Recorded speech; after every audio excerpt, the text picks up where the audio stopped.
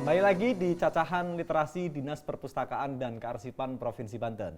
Seperti biasa, kita akan berbincang-bincang seputar dunia literasi.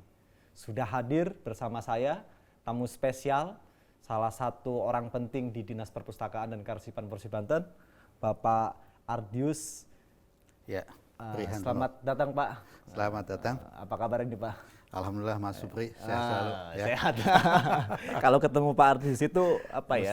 Ada energi baru. Alhamdulillah, semangat ya. Semangat itu ya. Iya, mesti semangat, jaga kondisi ya kita.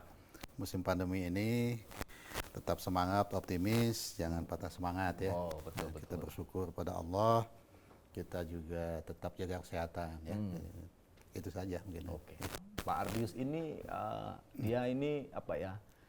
Birokrat gitu ya. Kebetulan lagi dapat amanah menjadi sekretaris ya Pak ya di DPK. Tapi beliau juga seorang intelektual itu ya. Karena informasi yang saya dapatkan gitu kan. Informasi yang saya dapatkan itu dalam waktu yang tidak akan lama lagi akan dinobatkan sebagai doktor. Amin, amin, amin. Doanya ya. Oh iya. Mungkin bisa ini Pak cerita sedikit. Karena kan tidak semua orang ya punya kesempatan untuk melanjutkan studi sampai tingkat purna, karena buat saya doktoral itu studi paling purna itu kan, karena setelah itu kan nggak ada lagi ya Pak ya. Jadi profesor itu paling guru besar kan. ya. Guru besar itu kan juga bentuk apa, penghargaan ya.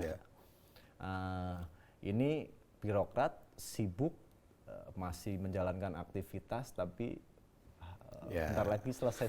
Nah ini gimana ngatur waktunya ini ceritanya ini Pak? Ya, terima kasih Mas Supri ya, teman-teman sekalian.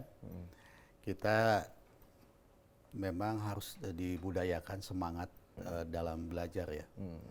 Jadi belajar sepanjang hayat itu memang moto saya dari sejak kecil ya. Gitu. Sepanjang perjalanan hidup ya kita harus tetap belajar gitu ya. Jadi perjuangan dan kehidupan itu adalah universitas kehidupan yang harus kita jalankan ya. Kembali ke tadi motivasi soal belajar ya. Memang kalau kita terjebak dalam satu rutinitas ya, kita tidak tahu tujuannya akan kemana, kita berkarir ya, kemudian hidup ini kemana kan, tentunya ini kita akan stagnan ya. Tetapi kalau kita mempunyai motivasi hidup, kemudian kita menjadikan semacam trigger buat generasi yang akan datang kan itu, terutama untuk anak-anak saya nanti ke depan kan itu.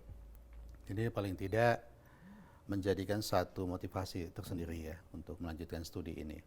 Ya memang studi ini memang cukup menyita waktu dan tenaga juga materi juga sebetulnya kan gitu. Betul Pak. Betul.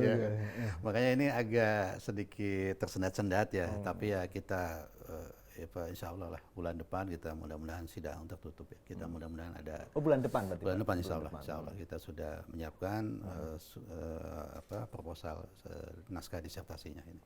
Wah, berarti tinggal finishing aja ya. Finishing ya, mohon doanya ya kita semua. Saya pengen sih dapat undangan sehingga bisa menyaksikan langsung karena boleh nanti kita undang ya. Saya pernah beberapa kali lah Pak ikut melihat. Tapi sidang yang terbukanya ya, biasanya sidang terbukanya kan pasca sidang tertutup ya, sidang tertutup dulu, nanti sidang terbuka yang boleh disaksikan orang itu. Saya sih senang, menarik gitu ya. Nanti kita undang. Oh iya, Supri, ya. Karena kan kalau doktoral itu kan biasanya kajiannya kajian filosofis itu. Ya, ada filosofisnya, ada ontologisnya kan, ada macam-macam tuh. Nah, memang boleh tahu Pak, apa Pak sebenarnya? Mungkin ini bocoran saja lah, mungkin apa Pak yang diangkat di dalam disertasi itu Pak? Jadi sesuai dengan tupoksi saya, saya sudah 3 tahun di Dinas Perpustakaan ini, kita mencoba satu sisi tentang minat baca ya.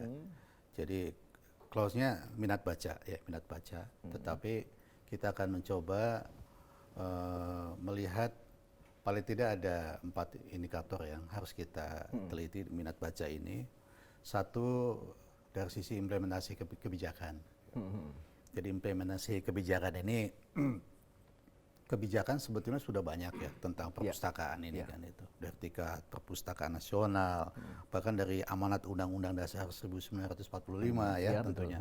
Kemudian kita punya kehidupan bangsa itu ya, Kemudian kita punya undang-undang pendidikan kan, kemudian kita punya undang-undang perpustakaan, kemudian serta turunannya kan itu. Yang terakhir kita juga punya di tingkat provinsi Perda tentang perpustakaan. Ya, betul. Nah, mau diapakan ini regulasi ini kan itu implementasinya sejauh mana implementasi itu dilaksanakan di daerah itu. Jangan sampai ini regulasi yang sudah bagus, sudah lengkap ada, gitu ya. tapi pada tingkat tataran praktisi di lapangan aplikasinya ini mandek ini tumpul. Nah ini yang coba kita gali. Oh digali itu. Di disertasi itu. Di disertasi itu. Nah ini mudah-mudahan ini jadi masukan nanti untuk pemangku kebijakan di level local government ya di tingkat daerah ini. Jadi ada beberapa nanti kita simpulkan di situ nanti, termasuk saran tindak lanjutnya. Itu yang pertama. Variabel pertama yang pertama. Kemudian yang kedua terkait dengan sumber daya manusia yang profesional. Untuk pelayanan perpustakaan. Pelayanan perpustakaan dalam rangka meningkatkan minat baca kan itu. Fokus kita sih sebetulnya tidak meluas, tapi kita batasi di level pendidikan menengah siswa dan siswi SMK negeri dulu ya, se-Provinsi Banten kan. Kita tahu jumlahnya ada 230-an SMA dan SMK negeri itu. Pasti hafal banget kalau Pak Ardius, karena sebelum ke perpustakaan itu dididik dulu ya Pak ya. Pernah menjadi sekretaris dinas pendidikan ya. 1,5 tahun kita mengabdi di dinas pendidikan, makanya ini korelasinya sangat ketemu. Sehingga tidak begitu kesulitannya untuk mencari data-datanya juga gitu. Baik melalui WA, kepala sekolah banyak yang masih ingat ya ke saya minta data-data, kemudian itu yang jadi kaitan dengan SDM manusia profesional ini ya kita coba melihat ya, bagaimana tenaga-tenaga pemustaka dan perpustakaan yang ada di tingkat-tingkat sekolah itu sebetulnya sampai sejauh mana sih gitu. Sampai sebanyak berapa gitu yang sudah ada di tingkat-tingkat sekolah itu. Jangan-jangan dalam satu sekolah ada gedung perpustakaannya tapi tenaga pustakawannya tidak ada. Ini yang lagi dicek ini berarti. Ya, kita sedang evaluasi gitu. Dan kebetulan di program kita juga di sini kan sudah ada dengan Perpustakaan Nasional itu sudah ada program impasing kan itu ya. Ada diklat-diklatnya. Jadi nanti kita coba sosialisasikan program ini ke tingkat sekolah-sekolah pendidikan menengah. Kemudian yang ketiga, ya nanti kita bahas itu nanti lebih detail nanti lah. Kita akan masih pembahasannya prolog ini mah. Belum sidang yang sesungguhnya ya Pak ya. Itu nantilah kita ke depan kita bahas lebih detail lagi ya. Kemudian selanjutnya yang ketiga tentang bagaimana sarana dan prasarana perpustakaan yang ada di sekolah-sekolah gitu. Ini menarik sekali sebetulnya pada saat kita observasi di lapangan. Ya. Gedung perpustakaan memang ada di tingkat sekolah itu, tetapi posisinya kita ada disparitas sebetulnya. Ada yang sekolah-sekolah yang Banten Utara itu memang bagus-bagus ya. Kemudian Banten Selatan, nah ini kita. Jangankan untuk memfasilitasi gedung perpustakaan di wilayah-wilayah perpustakaan sekolah wilayah Banten Selatan ini. Untuk menghidupi misalkan organisasi sekolahnya sendiri itu sebetulnya kan lumayan cukup berat ya untuk di wilayah Banten Selatan. Jadi disparitas ini coba kita gali apa sih sebetulnya persoalannya gitu.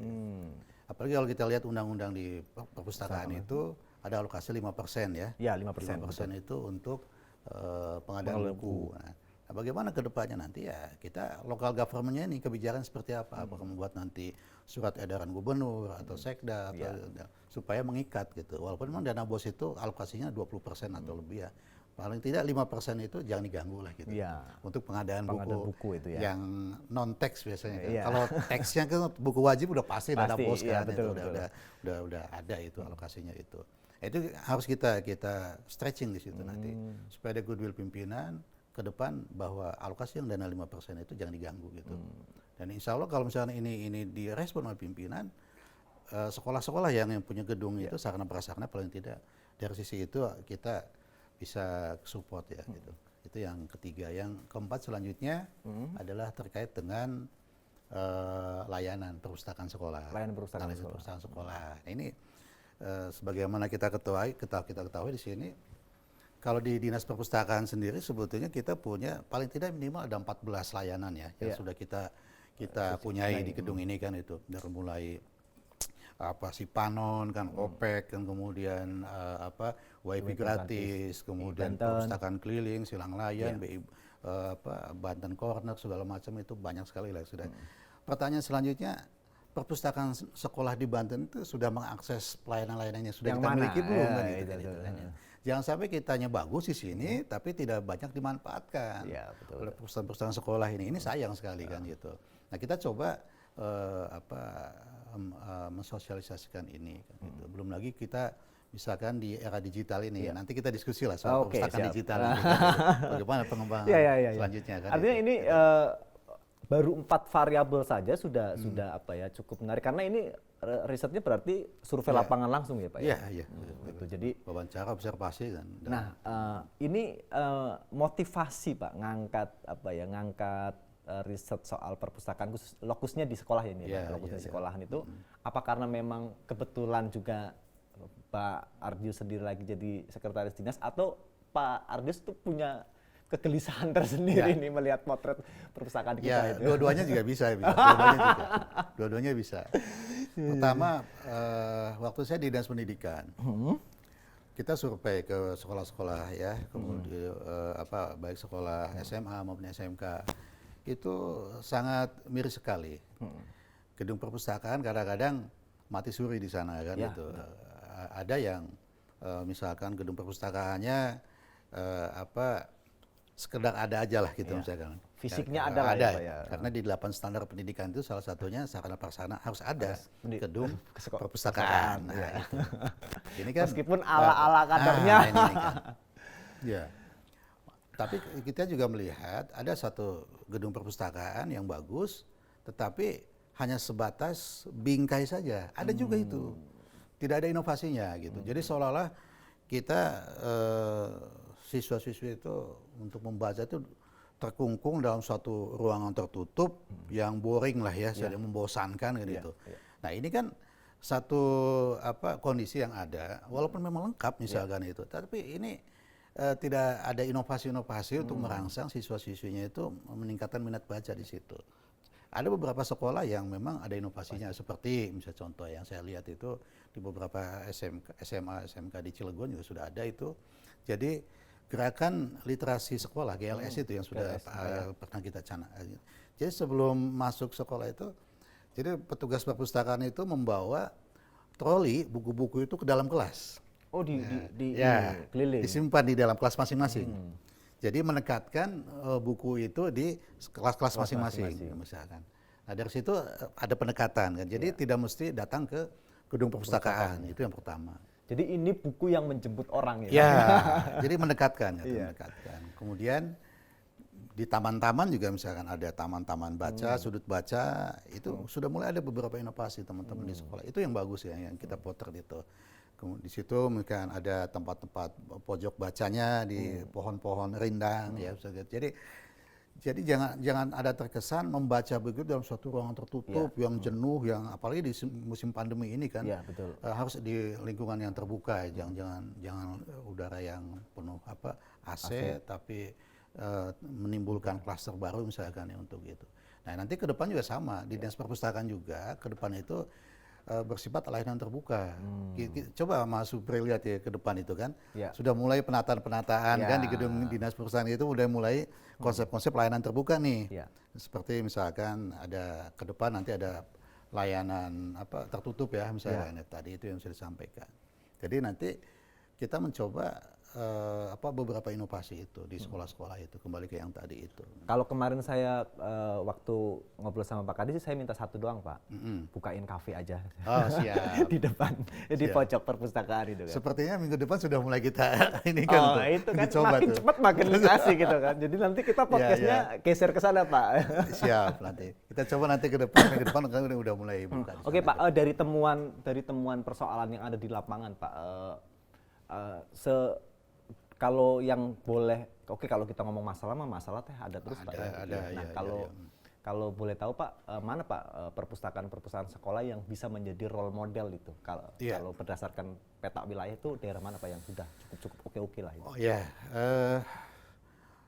kalau kita bicara berbasis, kita sudah mengarah ke berbasis digital ya, digitalisasi perpustakaan sekolah kan.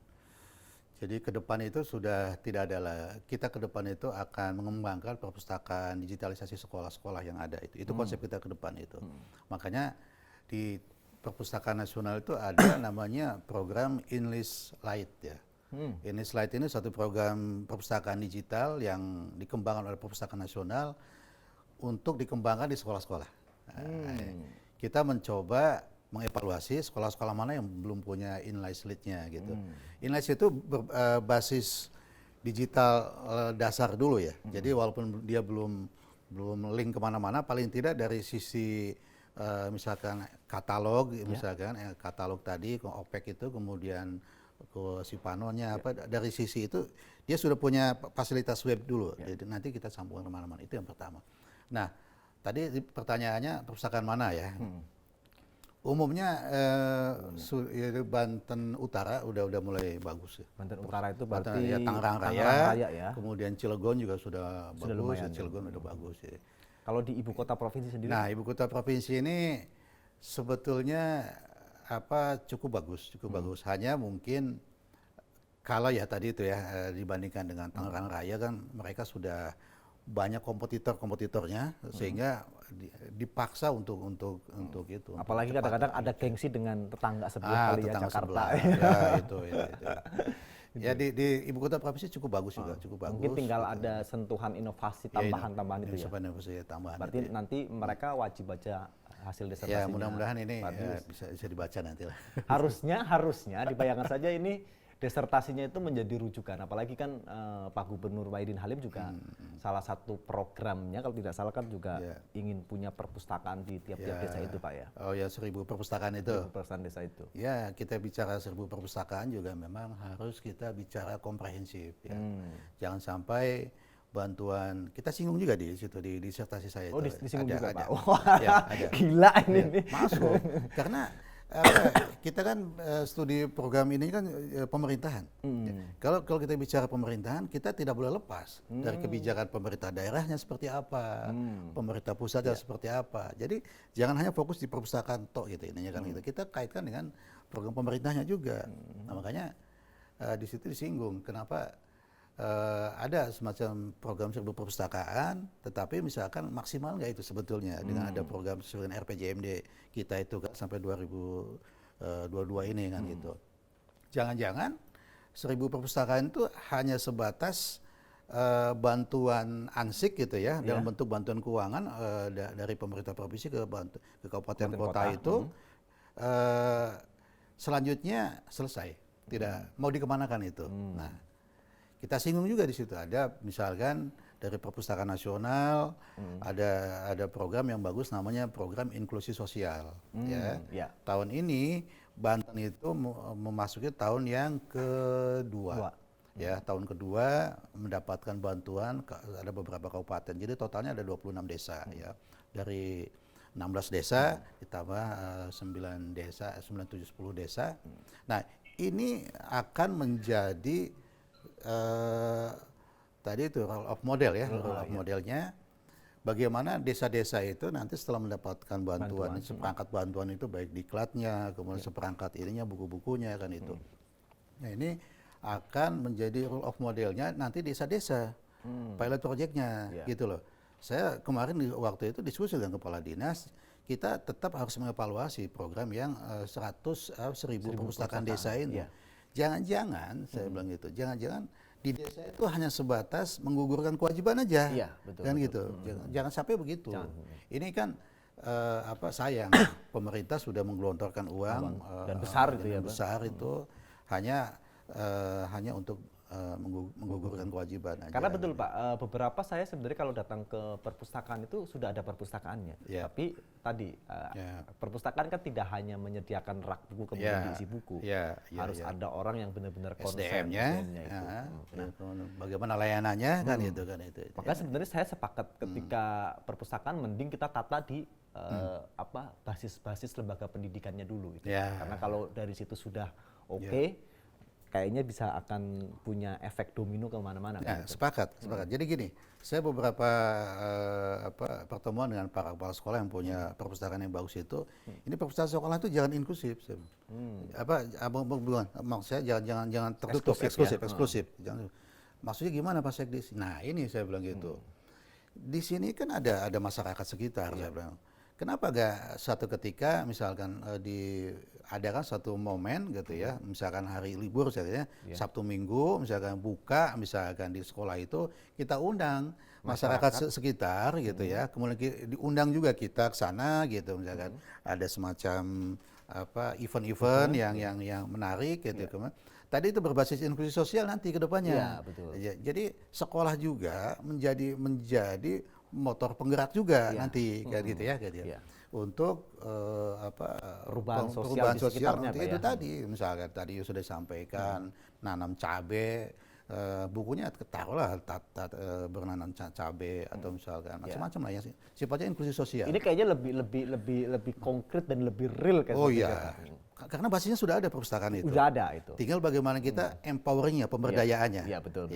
Jadi jangan lupa di situ harus ada konsep pemberdayaannya. Nah, makanya kita bekerja sama dengan Badan Pemberdayaan Masyarakat, kemudian dinas lain yang terkait dengan yang concern, dinas pendidikan ya, terutama dinas pendidikan juga yang masih fokus di situ. Itu sementara. Dan siswa itu juga akhirnya bisa berinteraksi langsung dengan masyarakat sekitarnya. Dan akhirnya di situ juga ada proses pendidikan yang mungkin tidak didapatkan di dalam ruangan. Ya, itu sangat bagus ya ke depannya itu. Jadi memang itu keren itu Pak. Apalagi kalau misalkan kita bicara teaching factory, ya kan itu. Bagaimana sekolah-sekolah yang misalkan berdekatan dengan perusahaan-perusahaan gitu. Jangan sampai dia asing ya di negaranya sendiri, gitu kan. Ini satu bukti. Kenapa sih misalkan ada pertanyaan angka pengangguran kita di Banten itu misalkan gitu kan itu. Secara kan angka lah. Ini makin lagi ngetren kan itu. Kenapa misalkan sebetulnya itu harus kita diskusikan juga. Tidak mesti begitu jawabannya kan itu.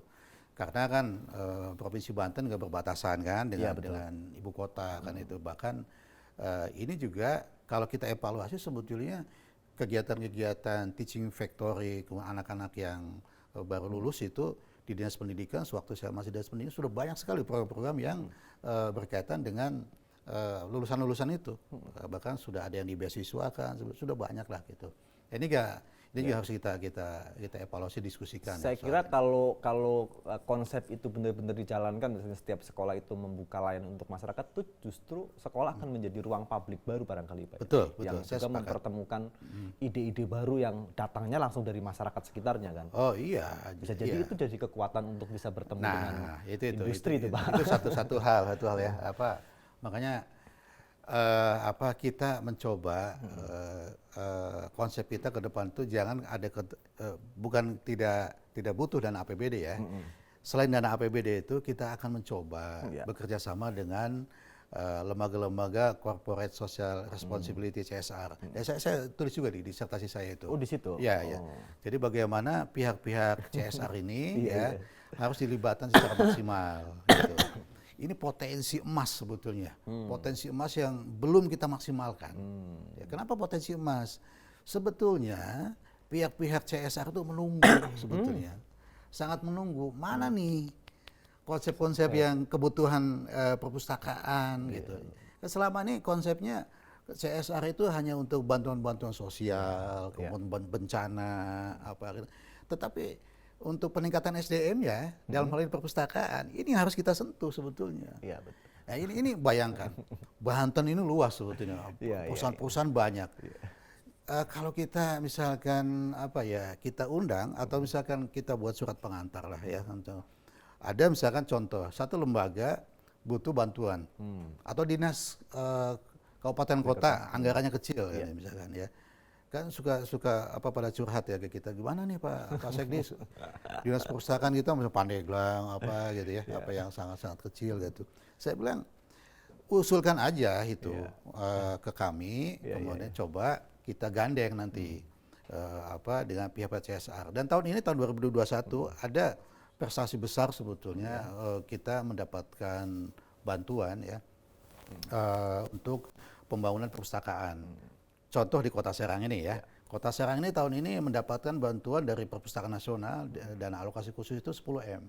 Kota Serang. 10 M. Khusus Kota Serang. Khusus Kota Serang ya. Itu fisik dan lokasinya di Jalan Kolonel TB Suwandi, tahu kan? Ciracas itu. Ya. Di sana ada Simpang 5, Ciracas, lewat sedikit ada tukang bunga itu. Iya, betul. Nah, rencana di situ. Oh, rencananya. Rencana di situ tahun ini, tahun ini. Tapi kan kemarin baru launching yang Ya, Gedung Juang. Gedung Juang. Nah, Gedung Juang itu beda lagi. Itu khusus untuk layanan yang sifatnya jadi kan Kantornya kali Pak ya? Enggak, nanti kantornya di sana. Oh, kantornya di sana. Kantor di sana nanti. Kalau Gedung Juang itu pusat layanan kemungkinan itu. Kemudian ada lagi yang kabupaten kota juga tahun ini dapat, Cilegon dapat, kemudian Tangerang Selatan dapat, Lebak dapat itu dari bantuan DAK ya, pusat itu. Artinya kan potensinya sudah ada. Dan Sudah ada. Tinggal tadi mau tidak melakukan improvisasi di program itu. Ini membuka mindset aja. Jadi kalau misalkan kita dinas di perpustakaan itu jangan sampai kita menjadi seolah-olah kita tidak di tanda petik lah. Saya sih tidak menjustifikasi kita itu misalkan ada sesuatu, tapi enggak juga. Jangan sampai itu. DPK itu jadi ini Pak, dinas penyalur keluhan. Iya. Saya nggak menyampaikan apa yang lebih vulgar lagi, tapi paling tidak ini stigma yang harus kita ubah ke depan itu. Dan kita mendiskusikan ini juga bukan untuk membuka satu kelemahan-kelemahan, justru kita coba ingin sama-sama menggali lah ya istilahnya, menggali potensi yang kita miliki dan itu bisa diaplikasi. Dan biasanya kalau sudah diuji lewat riset yang panjang, apalagi nanti akan disidangkan ini kan memang tingkat akurasinya lebih valid mestinya. Mudah-mudahan bisa bermanfaat lah. Iya. Sebetulnya dengan kesibukan saya di pemerintahan juga sebetulnya saya merasa itu belum maksimal. Makanya nanti bisa jadi itu menjadi satu referensi aja lah buat yang lainnya gitu dalam rangka pengembangan khususnya perpustakaan sekolah. Iya kan. Karena itu banyak, bukan hanya perpustakaan sekolah yang harus kita garapkan, perpustakaan desa, perpustakaan di tiap-tiap dinas juga, PR kita itu. Termasuk perpustakaan di tingkat kabupaten kota. Kabupaten kota, itu mitra kita langsung kan gitu. Kabupaten kota tidak semua mempunyai gedung ya. Iya, betul. Contoh yang Pandeglang aja, Pandeglang itu belum maksimal saya lihat ini ya kan. Kabupaten Serang representatif lah ya Pak ya. Belum representatif. Kabupaten Pandeglang, Kabupaten Serang belum representatif saya lihat ya. Masih di pojok. Ini kan. Kalau Kabupaten Tangerang sudah bagus ya, Tangsel apalagi. Tangsel sekarang punya depo arsip 8 lantai kan itu. Luar biasa kan itu. Iya. Saking konsennya gitu ya kan. Pimpinan setempat gitu sampai membangun depo arsip 8 lantai. Kita bukan nggak konsen sebetulnya pimpinan kita di sini, tapi bertahap ya. Bertahap. Selama ini kita sudah punya depo arsip ya yang di lantai ini. Ke depan kita akan membangun depo arsip yang lebih bagus lagi ya. Gitu. Nah Pak, di luar konteks disertasinya Pak Ardius yang nanti akan disidangkan itu kan, hari ini salah satu yang menjadi tantangan perpustakaan kita tadi yang sempat disinggung sekilas soal perpustakaan di era digital ini. Iya. Nah ini kalau Bapak melihatnya ini tantangan atau justru peluang Pak dengan kemajuan era teknologi seperti sekarang? Ya, paling tidak gini, ada 3 hal ya. Saya mensikapinya dengan situasi sekarang di saat pandemi ini. Pertama, kita sudah saatnya harus membiasakan inovasi ya dengan adanya program digital itu ya, digitalisasi itu. Kemudian yang kedua, kita juga harus punya satu mindset, habit yang baru, kebiasaan, ya itu kenapa habit yang baru? Program Zoom meeting ya misalkan di tiap-tiap OPD itu masih sesuatu yang belum habit, ya kan, belum terbiasa, masih senang tatap muka misalkan kan itu. Ya saya ada pembatasan, tapi bagi kita sudah memulai itu. Kemarin forum OPD 80 hampir 100 peserta kita pakai Zoom meeting kan gitu kan. Kemudian waktu ada kunjungan Komisi 10 di sini Alhamdulillah kita pakai Zoom meeting juga kan itu. Itu sudah mulai Bahkan era pelantikan digital. juga sekarang pakai Zoom meeting. Pelatihan sekarang udah mulai. Jadi habit itu sudah mulai harus kita biasakan dari dinas perpustakaan itu ke depan itu. Yang ketiga adalah kolaborasi tentunya kan gitu, kolaboratif dan itu disinggung juga di disertasi saya 3 hal itu kan itu. Harus ada inovasi, ada habit yang kemudian yang kolaboratif. Kolaboratif itu 3 hal itu yang Jadi habit itu lebih ke mindset ya habit itu kan. Ya, kita diskusi podcast semacam ini atau apa itu satu habit juga kan. Dalam rangka tadi itu mensosialisasikan program-program kita. Selama ini kan program-program kita di perpustakaan dan Karsa Provinsi Banten kan itu kan. Contoh lah e-Banten misalkan. Pada sebetulnya ada di gadget kita kan itu e-Banten. Tapi begitu bicara e-booknya mana kata. Paling kita sudah punya e-book itu, udah lama kan itu kan. E-book itu udah banyak buku-buku yang ini. Dan tahun ini kita mencoba memperbanyak lagi soal e-book. Tapi saya pernah nulis e-Banten itu untuk tugas paper kuliah saya itu. Oh mantap ya. Sebagai diseminasi komunikasi pembangunan itu dalam rangka mendorong pembangunan sumber daya manusia. Ya itu bagus itu. Dan meskipun memang kemarin sempat ada teman Pak yang nanya, e-Banten mereka udah punya nih Pak, tapi katanya nggak tahu ini mungkin soal habit tadi itu ya. Dia merasa apa ya agak sulit itu ya, maksudnya agak sulit itu mengaksesnya. Di ekspektasi si orang itu kan yang namanya online itu bisa lebih cepat. Ini kan harus masuk, kita klik buku yang dipinjamkan, nanti di-ACC dulu kan Pak dari sini, sehingga dia boleh mengakses itu. Nah ini ada rencana itu nggak Pak? Kita tetap ada evaluasi evaluasi karena kalau kita bandingkan dengan e-booknya daerah lain gitu ada beberapa yang lebih simpel kan itu ya, ada yang simpel klik langsung ngebuka langsung bisa membaca tidak melalui menu-menu tambahan itu sudah masuk kajian kita untuk dievaluasi ke depan itu. Meskipun mungkin ada yang banyak orang nggak tahu e-book itu dia juga seperti media sosial kan Pak? Ya. E-booknya Itu e-Banten maksudnya e-Banten itu. Dia kan juga kayak semacam medsos kan, kita di sana bisa berinteraksi dengan sesama pengunjung. Itu tadi habit. Kayaknya itu harus disosialisasi itu Pak. Kalau e-Banten itu bukan hanya tempat pinjam buku, tapi juga dia semacam media sosial yang kita bisa berteman dengan siapapun di situ ya. Gitu. Saya sendiri belum mengeksplor lebih jauh itu soal e-Banten. Karena saya udah eksplor itu tuh Pak, udah eksplor ini e-Banten doang. Karena waktu itu bilang, saya sempat inilah Pak punya stereotip aja itu. Lah kalau begini doang, apaan tuh? Banyak platform digital yang lebih mudah. Karena salah satu misalnya saya sebut PDF Drive itu. Di sana kan ada jutaan buku yang bisa kita download itu. Betul. Itu gratis itu. Nah ini e-book. Cuma buat saya kemenangan e-book adalah karena dia semacam media sosial, cuma interaksi. Tapi cuma ini mungkin yang perlu sosialisasi lebih. Itu tadi tantangan kita kita ke depan, bagaimana kita membiasakan habit ini, kemudian kita sosialisasi lebih maksimal lagi ke depan itu aja.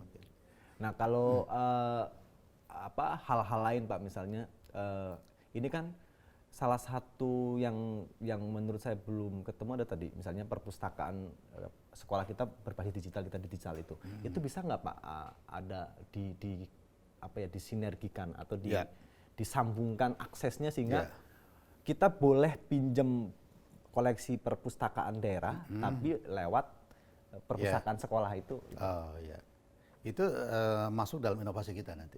Dalam inovasi kita nanti bagaimana nanti dengan ini slide-nya perpustas itu sekolah-sekolah itu nanti akan ngeling ke situ semua kita. Ngeling ke sini. Ngeling ke situ semua itu. Jadi, kita sedang mensosialisasikan itu, kegiatan itu. Jadi siswanya walaupun dia mau minjemnya di sekolahan tapi bisa dikasih akses dari bisa. Nanti di ini slide itu arahnya ke arah situ itu.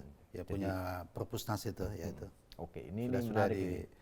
Cuma memang tadi itu sosialisasinya mungkin harus ini kan belum banyak ya sekolah-sekolah yang memahami kan. Dan PR-nya kan akhirnya tidak hanya di internal OPD DBK Pak ya, tapi juga harus pembenahan tadi yang Bapak bilang ada 4 variabel itu ya. Dari SDM, terus sarana prasarana, layanan, kemudian implementasi kebijakannya itu kan itu. Ya regulasinya lah. Regulasi yang pertama kenapa saya implementasi kebijakan itu yang harus kita kuatkan dulu kan itu ya. Jadi jangan sampai ada semacam regulasi tetapi tidak apa ya, jadi tumpul gitu loh. Pada saat actionnya di lapangan gitu loh gitu. Sayang ini undang-undangnya udah punya, dari itu kan baik Undang-Undang 45, perpustakaannya, kemudian PP-nya apa gini.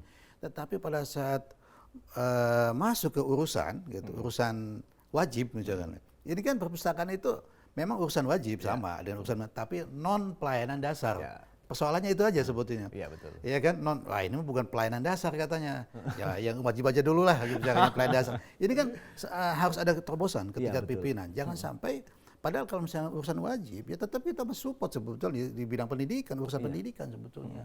Iya kan? Karena irisannya kan ketemu ya Pak. Ya nanti ketemu. Nah, ini harus ada struggle yang kuat ini.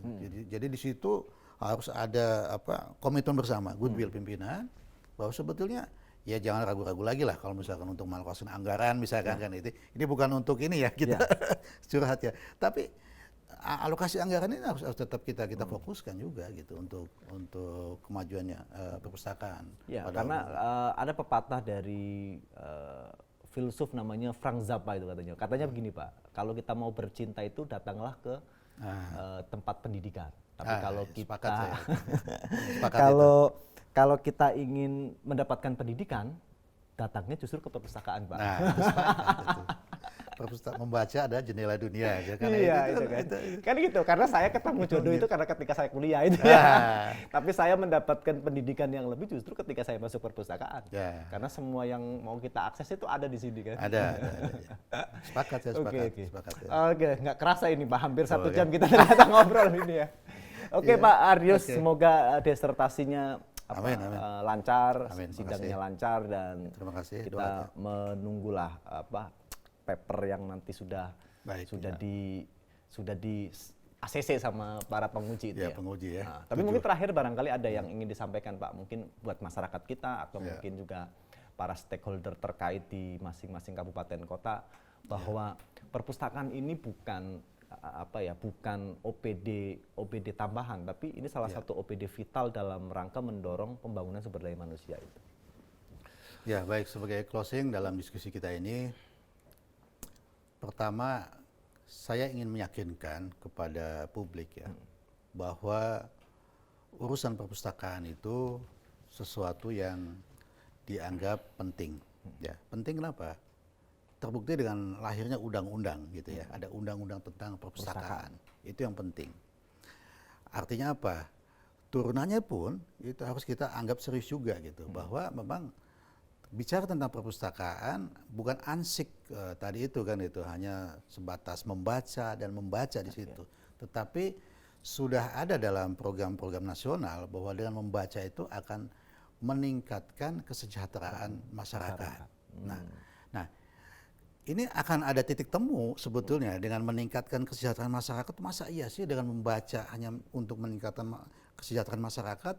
Harus kita pahamkan, sosialisasi, dan harus kita yakinkan pada masyarakat bahwa dengan membaca itu, misalkan itu, kita akan mendapatkan sesuatu yang nilai tambah, gitu. Ini harus kita kuatkan ke masyarakat. Please membaca. Karena Nabi Muhammad SAW juga wahyu yang pertama adalah membaca. Ikro kan gitu. Ini sebetulnya pesan moralnya seperti itu. Bukan hanya untuk urusan perpustakaan. Siapapun manusia, kalau tanpa membaca gitu ya, tanpa dengan membaca itu, ya membacakan tanda petik banyak ya, membaca alam, membaca apa. Dengan membaca itu, insya Allah kita akan mencoba memperbaiki hidup kita ke depan gitu. Yang konkretnya yang kedua adalah mudah-mudahan dari sisi goodwill pimpinan pemerintah setempat, kita berharap ya dengan dukungannya baik sisi kebijakan tadi itu udah mudah-mudahan lebih berpihak, dan insya Allah nanti kita juga tidak akan tinggal diam dengan pemerintah, tetapi ya dengan pihak swasta juga kita akan mencoba berkolaborasi tadi itu kan, itu dengan pihak-pihak yang sudah konsen di urusan perpustakaan ini. Saya rasa itu saja mungkin. Oke, terima kasih. Ini menarik banget. Sebetulnya pengen berlanjut, tapi karena kita sudah 1 jam ternyata nggak kerasa Pak ya. Itu, dan sebenarnya nanti mungkin saya ingin bikin satu forum khusus barangkali untuk membedah desertasinya Pak Ardius lebih jauh nih, karena buat saya ini menarik banget gitu ya. Karena kebetulan saya di rumah itu ada perpustakaan umum juga Pak. Mantap. Di teras rumah itu saya perpustakaan. Insya Allah kalau Nanti saya kesana lah main. Supaya ada soal Banten sama inspirasi saya juga. sama buku-buku yang sifatnya futuristik, insya Allah kita ada lah itu ya. Jadi dari sejarah sama masa depan itu ada. Selamat lah. Oke, saya juga turut berdoa semoga desertasinya lancar dan saya juga segera menyusul biar nggak kalah itu. Ini kan motivasi juga kan itu. Iya dong, masa kita yang lebih muda kalah nih sama yang sudah banyak makan asam garam. Wah, tapi kan kalau anak muda menawarkan masa depan, Pak. Iya, siap. Iya. Oke, demikian cacahan literasi edisi hari ini bersama dengan Pak Sekretaris Dinas Perpustakaan dan Kearsipan Provinsi Banten, Pak Ardius. Semoga memberi manfaat karena saya merasa hari ini seperti mendapatkan siraman rohani tentang pengetahuan berliterasi dan menambah motivasi untuk terus meningkatkan kualitas dalam diri kita. Satu hal yang perlu kita ingat bersama adalah semua hal sudah ada di dalam perpustakaan dan cuma membutuhkan satu syarat untuk kita datang ke dalam perpustakaan. Salam literasi, membaca kata, membaca dunia. Aduh, terima kasih banyak ini Pak sudah mau hadir. Mungkin salam corona itu ya. Oke, terima kasih.